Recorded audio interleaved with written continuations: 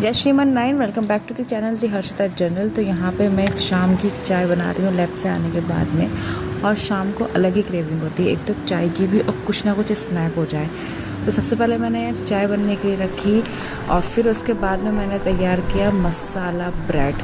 तो मसाला ब्रेड की भी अपनी अपनी अलग ही रेसिपी होती है। मसाला अपना होममेड मसाला, जो हम 3-4 बेसिक मसाले को मिक्स करके एक नया मसाला बनाते हैं, तो वही मसाला। तो सबसे पहले मैंने अच्छे से ब्रेड को दोनों साइड से करारा घी के साथ में सेक लिया था।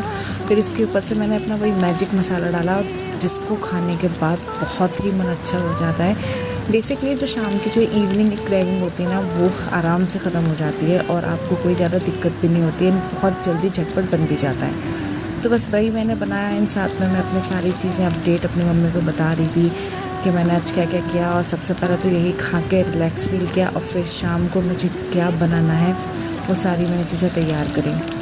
तो एक तरफ तो मेरा ये ब्रेड सीख रहा था और दूसरी तरफ मेरी फीकी चाय बन रही थी जो मैं अपनी मम्मी को देने जा रही थी। तो ये ब्रेड उन्होंने भी खाए और मैंने भी खाए। फिर इस साथ में आराम से शाम को एंजॉय करके इवनिंग की पंचायत, और आप गौर से समझ लीजिए, वो अपने चाय और मसाला ब्रेड के साथ एंजॉय करा। फिर शाम को मैं आ गई दोबारा से अपने किचन में।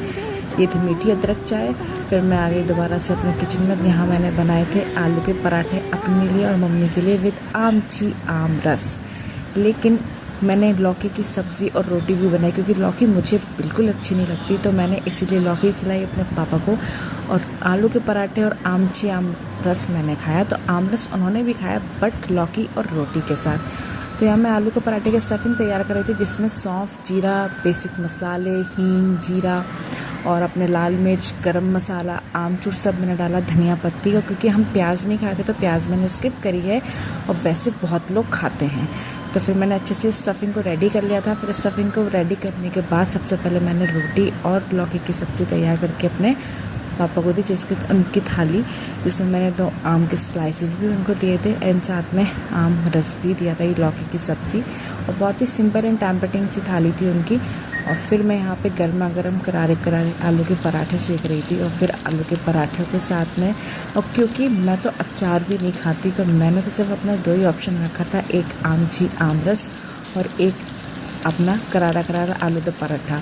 तो आप भी मुझे कमेंट सेक्शन में ज़रूर बताना कि आपको आमची आमरस ज़्यादा पसंद है या मैंगो शेक पसंद है। और हाँ, मैंगो शेक में और आमची आमरस में क्या फ़र्क है, ये भी मुझे ज़रूर बताना। और आपको इनमें दोनों में से क्या अच्छा लगता है वो भी मुझे ज़रूर बताना। चलिए मिलते हैं आपसे नेक्स्ट ब्लॉग में। Thank you so much. God bless you.